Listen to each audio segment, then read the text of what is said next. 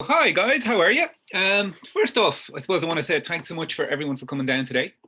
I appreciate today is free, but you're paying with your time and you're paying with your attention.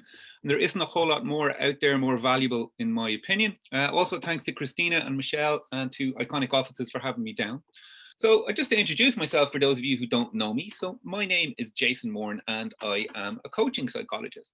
So I specialize in helping entrepreneurs and professionals with things like procrastination and motivation, productivity, stress, behavior change and overcoming fear around behavior change, and also, I suppose, planning and making those big decisions. So really what I'm all about is helping people to move forward, and I do this by increasing their effectiveness. So in order to help people move forward, I tend to look at kind of three key areas. So in order to move forward, the first thing often we'll have a look at is to have a look at what our starting point is. So this is all about better understanding yourself. So we're kind of looking at the questions of kind of who you are and where you're at right now. So we might look at things like personality and maybe do some personality assessments. We might look at the balance between various aspects of your life, or we might look at your performance in various aspects of your business, of your career. Other things we might look at in this stage are things like your values or your core beliefs.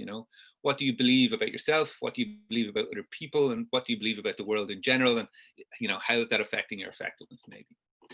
The second area that I tend to help people in is to help them better understand what it is they want. So I suppose in order to move forward, not only do we need to know kind of where we are right now, we need to know where it is that we're going. So this is really all about goals, but also about, I suppose, who we want to be as well. So we might look at things like, are your goals structured in such a way that makes them more likely that you'll achieve them? Do you have a plan in place? Are you clear about what it is that you want? Is what you want in line with what's important? Is what you want in line with the person that you are? Also, other things that we kind of work on here often can be finding meaning and purpose. The third area that I tend to help people in is to help them understand the barriers that are getting in the way to them achieving those goals. So those barriers can be both psychological and practical in nature. So examples of practical barriers I might deal with are, getting organized. Have you a system for your inputs and outputs? Making decisions and problem solving. Do you have effective tools and techniques to make, I suppose, the right decisions and to solve problems quickly? More psychological barriers then are things like stress, confidence, maybe fear, procrastination is a personal favorite, and the topic of today's talk, motivation. So I suppose the reason I'm doing a talk on motivation is, I suppose, in my work and in my own life, I'm a great believer in persistence and what we can achieve if we keep working on something. So, for example, I failed the first time that I tried to get into Trinity to study psychology, but I kept at it and got in the next year and kind of left it with nearly a first. I also had a huge fear of public speaking for years, but again, I just kept working on it and working on it and working at it, and I stuck with it, and here I am today. So I deal with clients daily who achieve amazing things because they keep going. Like they create and run and build amazing companies and businesses. They write books. They're in the middle of PhDs. So I suppose persistence for me is super important in terms of both our happiness and our well-being as well. So today I'm going to talk a little bit about a formula for motivation that I have. And the idea with this formula is it's something you can use, I suppose, when you're not feeling particularly motivated yourself. So the formula goes something like this. It's simply that motivation is a product of your energy and your ability and your importance. So the idea behind it is you're not going to feel very motivated if your energy is not right. You're not going to feel particularly motivated if you don't believe in your ability to, I suppose, get tasks done, because what's the point in trying if you're not going to be able to succeed? And finally, you're not going to feel very motivated if what you're supposed to be doing isn't particularly important to you. And so the rest of this talk is kind of going to look at these various aspects and areas. So I suppose the purpose of today is to help you guys understand motivation a little bit better, maybe. So I'll be touching on some of the classic kind of psychological theories. We're going to have a look at what works and why it works and explore what might work for you. And the reason for this is that, well, different strategies and different are going to work for different people in different contexts. So there's not like one fix-all kind of formula for motivation. At different times, different things will be more apparent and appropriate. So what I'd like to ask you guys, and maybe get that chat box going again, is I suppose, why are you here? And if we could get a little bit more specific about it, I'm going to ask you the question, could you pick one thing that you'd like to be more motivated on? You don't have to put this into the chat box, but if you did, it would be great. What I'd like you to do is take that one thing, and I want you to try and apply the rest of what I'm talking about to it. So I'll be asking kind of questions along the way. But I suppose if you've got one thing and you can apply the material to it, you might get a little bit more from it. So be very interested. Let me know in the chat box if you like. While you guys are having to think about that, I'm going to talk a little bit about what motivation is. I think it's important to define our terms. So the psychological textbook definition is that motivation is a process that influences the direction, the persistence, and the vigor of goal-directed behavior. Now, what that, I suppose, quite dull sentence is kind of saying is that really what motivation is about direction. It's about where we are going. Motivation is about how hard we will try. And motivation is also about persistence. It's about how long we will try.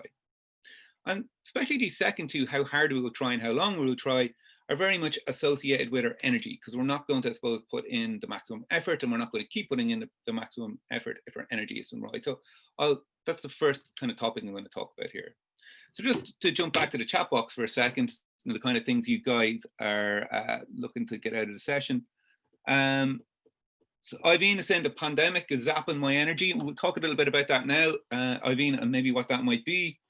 Boyana would like to believe in herself a little bit more, and I'll definitely be touching on that topic a little bit later. Motivation to approach people in selling my new business service. I think selling is a very interesting area, because I think there is an awful lot of stigma around it, and that people feel that they're trying to pull one over on people when they're actually selling, when actually really what they're doing is they're usually trying to help people. But we'll touch on some of that. And Teresa would also like to believe in herself more. Excellent. Okay, so self-belief and energy seem to be prominent. Great.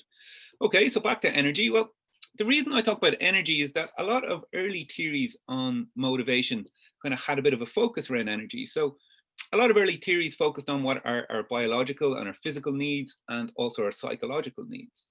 So really early stuff, guys like Sigmund Freud and Carl Jung put forward what's called the psychodynamic theory of motivation.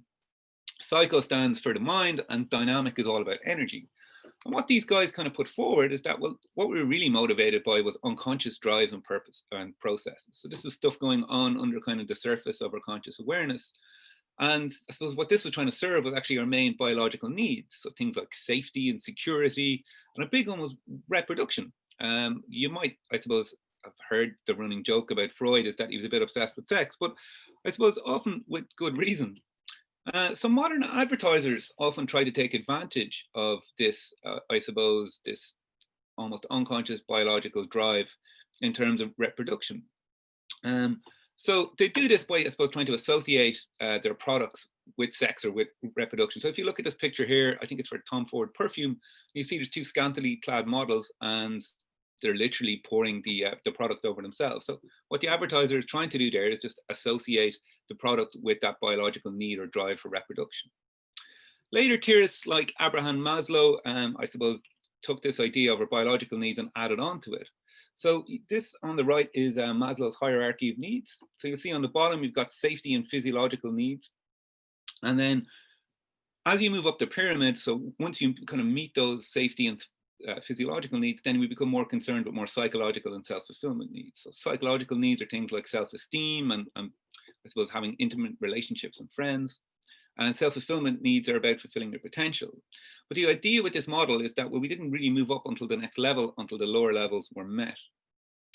Now, an issue with that is we don't necessarily always do that. And what this picture here is, it's a picture of some protesters outside a prison in Northern Ireland in the late 70s and 80s. And these guys are protesting because one of the inmates inside is actually on hunger strike for his political beliefs. So he's literally starving himself to death for his beliefs. And I suppose the idea with this is it just goes to show that we can ignore our biological needs if something more important to us is at stake. I suppose a less extreme example of this is anyone who is, I suppose, on a diet or on an exercise regime where they're feeling uncomfortable, and they're doing this, I suppose, for their, for more psychological needs like self-esteem. So I suppose the idea with this is that what this kind of shows is that our ability to ignore our biological or physical needs, one, is there, but it can also be something that can really affect our energy levels. And that's kind of the next thing I want to talk about next. So this, the next question I want you to have a think about, that's what someone has already put it, is, are you not maybe motivated because your physiological needs aren't being met? I'd be curious if this is resonating with anyone in terms of the chat box. Is this something that you think might be going on? So I suppose the reason I kind of have this in here, or I suppose a story around why I have this in here, is many years ago when I was trying to get my MA from my master's thesis done, I wasn't feeling very motivated and I couldn't figure out why. But at the same time, I was also a bit tired and bloated. And so I actually gone to the doctor, and the doctor ended up changing my diet. It turned out I was intolerant to gluten. And so about a week later, I was sitting there on my computer writing away on my thesis. And I was like, oh my God, it was the reason I wasn't motivated is because my diet was off and my health wasn't great as a result. So these physiological needs can really, really knock down our motivation. And sometimes it can be one of the first places to look. So common, I suppose, drains on our physical energy can be things like having health issues and mental health issues as well. So things like anxiety and depression can really knock our motivation in all aspects of our life. Our diet can be very important. Sleep as well. You know, we need to be getting between 7 and 9 hours kind of solid sleep a night, or we just don't function. We just don't feel, I suppose, like energized and motivated into our day. Exercise is also very important, particularly cardio. So you probably need to be getting between 20 and 30 minutes cardio 3 to 5 times a week for your physiology to be doing what it needs to be doing. Stress is also another topic that really can do strange things to our physiology and in turn our motivation. So again, you know, if you tend to be quite stressed or you're in like going through a stressful period, you probably need to be doing 20 to 30 minutes a day of some form of relaxation technique like yoga or meditation, or there's numerous ones that are out there. But again, something to consider. And finally, long hours. And I think this is particularly with COVID when it's come in, although people are working from home, because people aren't commuting, I feel, you know, what I'm hearing from a lot of people is that, you know, they're working when they would normally be commuting. So the working day is suddenly expanded. Okay. So cheers. Just go back to the chat box for a minute. Yes, Boyana, that makes sense. Definitely anxiety and stress dominant in my life. Yeah. And it can be serious drainers on your motivation more generally. The second type of energy I want to talk about is more mental energy. I suppose a big factor in terms of our mental energy is whether we, I suppose, are taking care of our well-being or more psychological needs. A couple of really good books on this. Flourish by Martin Seligman kind of outlines positive psychology, talks about, I suppose, there's 5 key needs or elements that we have in terms of our happiness.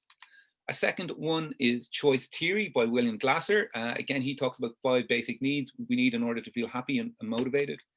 And a more recent book is Drive by Dan Pink, and he kind of focuses on 3 main needs. So I suppose what all these books have got in common is you're not going to feel very motivated and happy unless you are kind of meeting your basic needs. So what are these basic needs? Well, here's some of them anyway. So first off, we have a need for meaning and purpose. So we need to have something important in our life, and we need to have goals set around that. That's very much linked to the idea or the need of achievement. So we have a need or like a sense of like we need to feel like we're making progress, you know. I suppose, and if we don't have a sense of meaning or purpose, or if what we're doing is, I suppose, meaningful, often we can feel very demotivated. I mean, what's the point? A second very important need we have is of love and belonging and to have positive relationships in our life.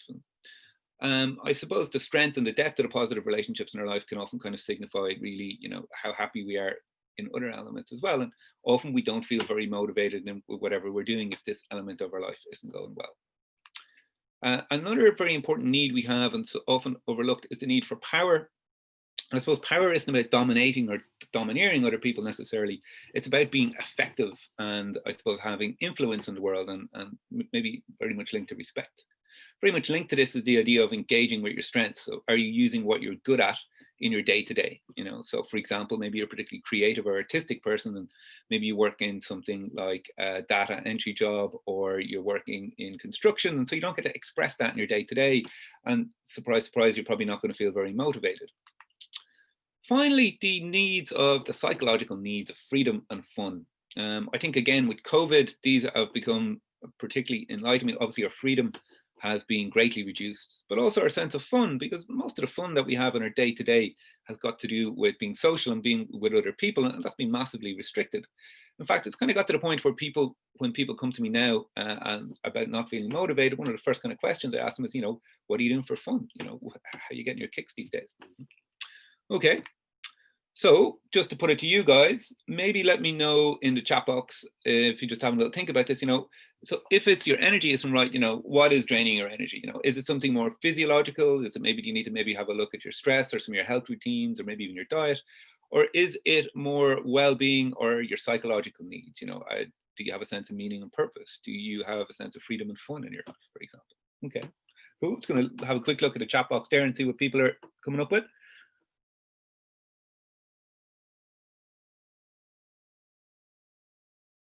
Okay, more like psychological needs. Okay, it's interesting. And some physiological as well, stress and reduced sleep. Okay. Okay. Glenn is more psychological needs. Okay. All right, guys, I'm going to skip on to the next element of our formula. The next element I'd like to talk about is ability. And what I'd like you to have a little think about here, and again, you can put it into the chat box. I'm sorry, I'm putting you to work in the chat box a lot today. Is maybe have a think, is maybe the reason you're not feeling motivated to do whatever that topic is that you wanted to kind of work on today, is fear the reason that you're not taking action?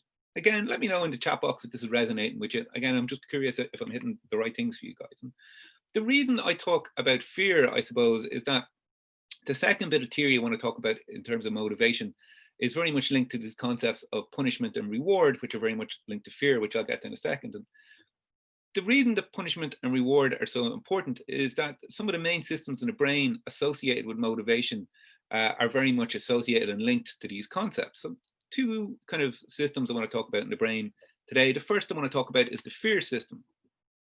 So the fear system is engaged when we come across something in our environment that we assume is going to cause us punishment or cause us pain.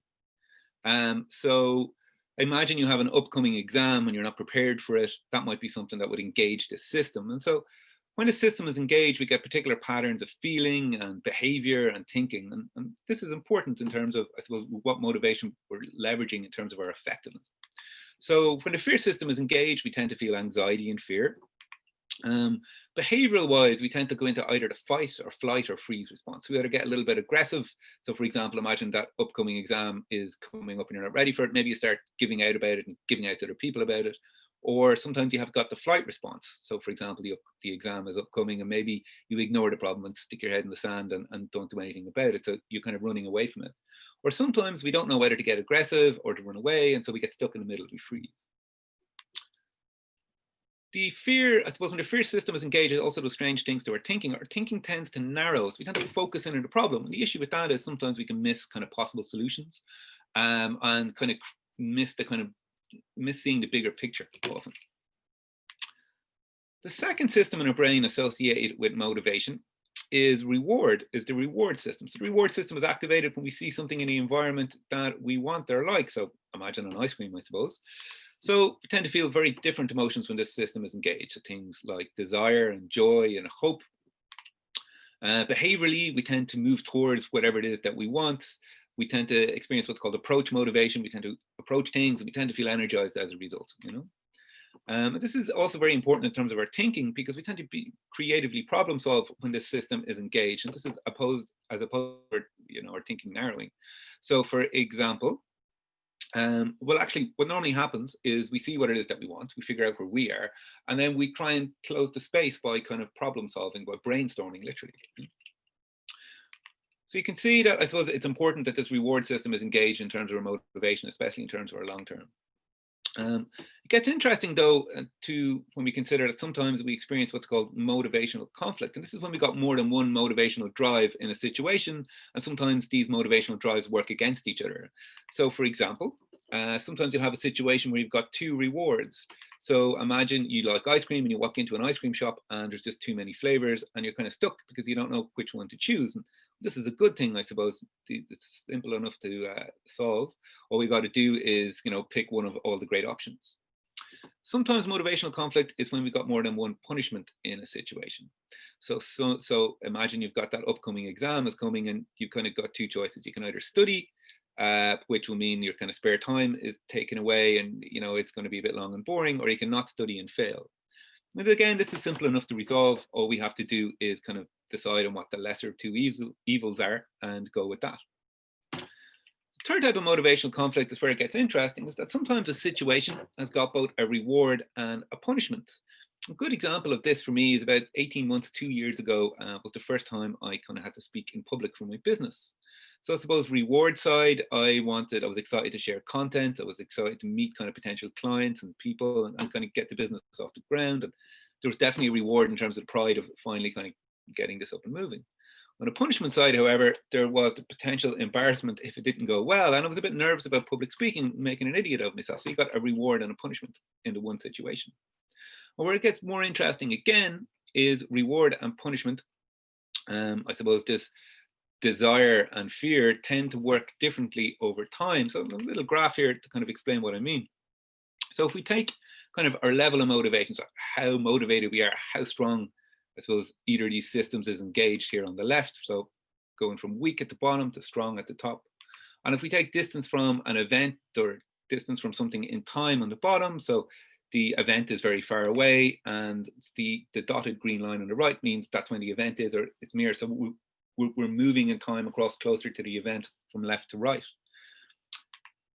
When we consider how desire for reward works, so when we're very far away from the event, this desire for reward can actually be quite high. So for example, when I booked in that talk, I was kind of excited about getting it done. And as time went by and I got closer and closer to the event, this desire for reward actually increases. And this is because I suppose the rewards became more real, and yourself, I mean, when you're coming up to something, you get more and more excited about it. However, there was another motivation at work as well. There's also my fear of punishment here. This is my fear of making of embarrassing myself by not being able to speak in public or whatever. And this started off quite low. So when the event was 6 weeks or 2 months out, I think I have loads of time to prepare, it'll be fine. But as the events get closer and closer, this fear of punishment rises. And in fact, it can get to the point sometimes where it overcomes our desire for reward. And this is an issue because, I suppose in terms of how that affects, the fight or flight response and affects our thinking, you kind of want to be more in that desire for reward zone. Yeah?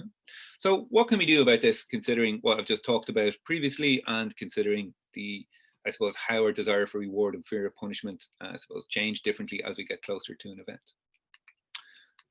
The first thing we can do is to focus on what you want, not what you fear. And this is about increasing our desire and reducing our fear a little bit.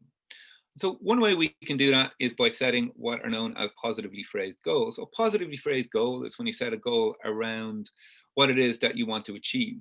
This is contrasted with a negatively phrased goal. So a negatively phrased goal is when we set a goal around what it is we want to avoid or what we're afraid of. So in, I suppose, the current example, I was afraid of maybe embarrassing myself in terms of public speaking. And the issue with that is, if we set our goal around not embarrassing ourselves, well, then that's what we're focused on, and it's probably going to ramp up our fear rather than reduce it. So we want to set a positively phrased goal. So in this example, some positively phrased goals I set were to teach people about procrastination, or to engage the audience, and to speak clearly and confidently.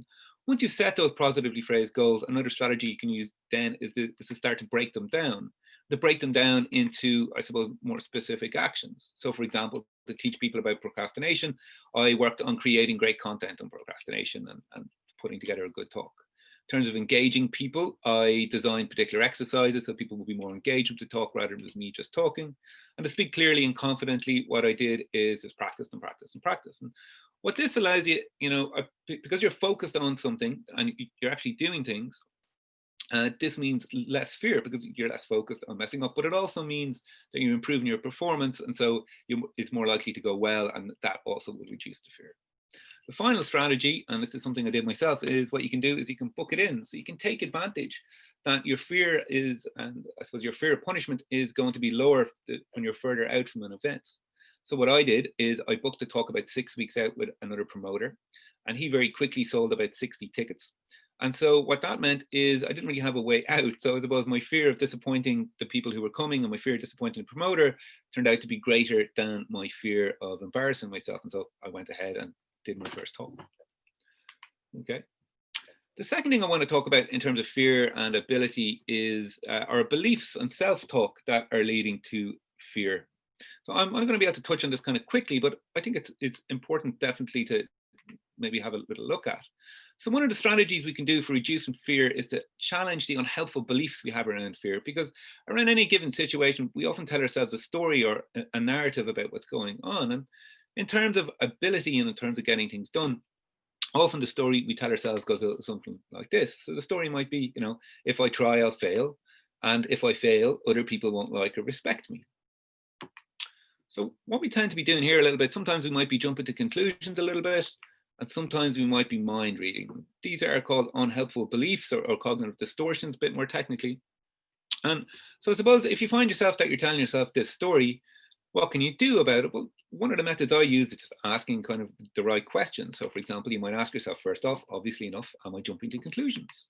Or, what is the evidence that, this is true? What's the evidence for it? What's the evidence against it? I suppose, how realistically am I thinking? And finally, I think a good exercise to do is sometimes to have a little think about, have I managed something like this in the past? Have I previously succeeded? So for example, with my first time I was doing public speaking, I had to think back, have I spoke proper, or, have I spoke well in the past? And I thought back to my brother's wedding and I was best man and that went very well. And so that really helped in terms of reducing that fear to know that I could actually do it. So in terms of mind reading and worrying about what other people are thinking, I think a very good question to ask is there an alternative explanation or viewpoint that other people won't like or respect me if I fail? One that I kind of think is very true is that maybe people will respect you for trying even though you were afraid. And well, if they don't respect you for trying even though you were afraid, well, do you really care what they think? Another strategy I like is to give a bit of perspective, is to ask the question, will it matter in 10 weeks? Will it matter in 10 months? And will it matter in 10 years? Will you care in, I suppose, 10 months or 10 years if the talk didn't go exactly as you wanted it, for example? Or will other people actually even remember, And again, I think these can be very good questions to give us some perspective. Okay. So the final aspect of our formula for motivation I want to talk about is the aspect of importance. The idea with this is, well, we're not going to feel very motivated to do something if we don't give it enough importance, if we don't think it's important enough to do. I suppose the reason that this is in here, or part of the reason that's in here, is that often I get people coming to me and they know they've got something to do, but they don't feel like doing it. And the question you have is, well, why don't I feel like doing it? Why, can you help me feel like doing it? And I suppose the answer I often give them is we don't necessarily have to feel like doing something in order to do it. Let me know in the chat box if this resonates with you. I'm just going to have a look at the chat box for a second and see what you guys think. So Tracy really likes the 10-10-10 approach. It would be good for getting perspective. It's super effective and very quick, and you can use it in the moment as well, Sinead is feeling a bit vulnerable. Okay. I'm going to move into the importance kind of material now. So the bit of theory I want to talk about in terms of this is the idea of external versus internal motivation.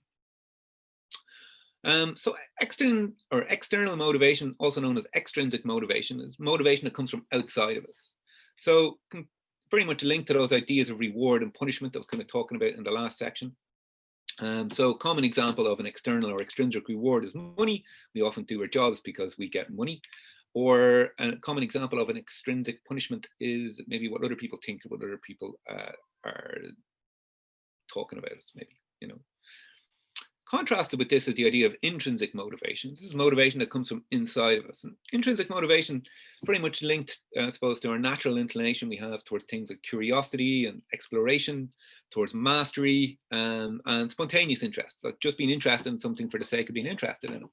Intrinsic motivation is also very much linked to these ideas of having meaning and purpose in our life. Do we have something important that we want to achieve, and do we have goals set around that? One of the issues with extrinsic motivation, it's very much linked to short-term motivation. So the question we're asking ourselves here really is often is, will this feel good or will this feel bad? And the issue is once you remove that external motivator, the motivation can often go, and so it's very short-term. So for example, would you do your job if you weren't being paid for it is a good way to figure out if your job is intrinsically motivating. Contrasted with this, when we're kind of working on intrinsic motivation, the question we tend to be asking ourselves is, well, what's important here? And this is very much more linked to long-term motivation and long-term happiness. So how do we kind of get at this intrinsic motivation and can make it real and use it in our day-to-day? Well, one way we can do it is by kind of using this whole concept of our identity. So our identity really is our conception or our idea around who we are. It's the narrative and story we tell ourselves about ourselves, I suppose. There's also kind of very different elements and aspects to our identity. So for example, we have a personal identity, and this is the attributes that we assume that we have. So for example, we might see ourselves as being an outgoing person. We might see ourselves as being a particularly kind person. We might see ourselves as a hardworking or conscientious person. We might see ourselves as a happy person, or we might see ourselves as an anxious person. So these personal identities are our personal attributes. We also have got a social identity, and our social identity is very much linked to the roles that we play in life. So for example, for me, I'm a son, I'm a psychologist, I'm a brother, I'm a partner, I'm a coach, I'm a speaker, and in the past I've been a best man. And what's interesting then is that we can often find meaning or purpose by playing these roles well. We can find meaning and be intrinsically motivated by being a good son, or if we can lack meaning, say if I was a bad psychologist, or if I was being a good brother, it would be, I suppose, I would have meaning and purpose. So we can play these roles well or badly, and then we can find intrinsic motivation as a result. So how do we tie all this together? And I suppose, what can we do? Is there a way to start drilling into this in a situation where we're not feeling particularly motivated? Well, a method I use involves asking a couple of questions. So the first question you need to ask yourself is, what's really important? What's really important in the situation? Why are you doing, or why do you want to do whatever that task or behavior it is? The second is, who do you need to be in that situation? So what role do you need to play? And the third question to ask yourself is, how do you play that role well? And you can go into a bit more detail with this, and you can ask, what would that person think? What would that person feel? And what would that person do? So again, I'll give you an example from my own life in relation to that first time when I was public speaking. And I did this exercise the day before because, again, I was quite nervous, and I suppose maybe wasn't feeling very motivated with going ahead with it. So I suppose what was really important in this instance was that, firstly, I suppose that the audience get something from the situation, and that they're engaged and that they enjoy to talk. And in order for that to happen, then who I needed to be is I needed to play the role of a good speaker. Well, in terms of how did I play that role well, in terms of what a good speaker would think in that situation, well, what I came up with is, well, there's no one else to do this for me, so I'm going to have to suck it up and just get on with it and stop being nervous. In terms of what that person would feel, rather than feeling anxious about it, I suppose that person, like the role of a good speaker, that person would feel determined, confident, maybe even a bit relaxed, and maybe even a bit excited about sharing that material. And then in terms of what that person would do, what I decided was that person would get up there and pretend they were confident and relaxed and enjoying it, as the audience wouldn't want to have to worry about a nervous speaker. And that person would engage with the audience, and that person would speak slowly and clearly and confidently. And so I managed to get through my first kind of public speaking engagement by playing the role of a good speaker. Okay, so just to wrap up, so the formula for motivation I was talking about today was that motivation is a product of our energy, our ability, or I suppose our perceived ability, and our importance. And for you guys, I'd ask you a couple of questions. Is something draining your physical or mental energy? And is that why you're not feeling motivated? In terms of ability, is fear what's really holding you back? And in terms of our importance, are you leveraging, I suppose, intrinsic motivation and identity and your roles? And maybe who do you need to be in that situation? And will that help with your motivation, perhaps? Okay. So just before I finish up, I just want to let you guys know about a one-to-one coaching program offer I'm doing for December and January. So again, as I said earlier, I tend to help people with things like procrastination and stress and productivity, behavior change, motivation, confidence and decision-making, things like that. So really what I'm about is helping people to better understand themselves, better understand what it is you want, and better understand maybe some of the psychological and practical barriers getting in the way. And I provide, I suppose, tools to problem solve. I provide some support and accountability, and also like structure and a space to think, So I'm doing an offer for December and January. I'm going to do 6 sessions for personal one-to-one coaching for $595. If anyone would like to take me up on it, I'll send around an email about that later. And finally, I also do a free 1-hour consultation and initial session. So this means you can experience my coaching at no risk. So the idea with this is there's no sales pitch. We just bring you in and coach you for an hour and see if we can move you forward and if it's something you enjoy and like. Okay, I hope you guys found today useful. And again, feel free to get in touch if you'd like more info about any of the things I do. Cheers.